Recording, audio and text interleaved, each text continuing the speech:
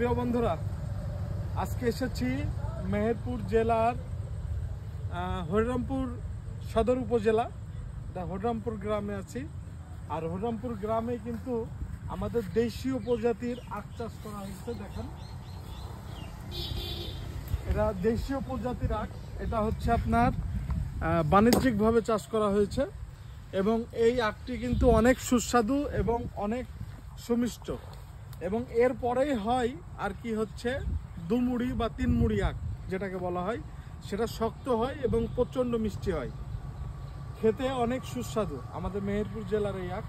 কিন্তু এই যে প্রথম যে আখটি হয়েছে এটা দেশীয় প্রজাতির আখ। এই আখটিও কিন্তু খেতে অনেক সুমিষ্ট এবং অনেক সুস্বাদু। আর আমাদের মেহেরপুর জেলারই এই একটাই সবচাইতে বেশি চাষ হতো এক সময়।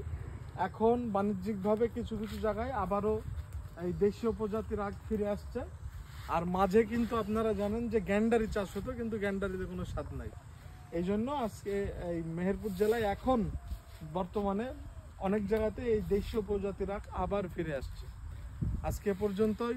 সবাই ভালো থাকবেন, কমেন্টে জানাতে ভুলবেন না।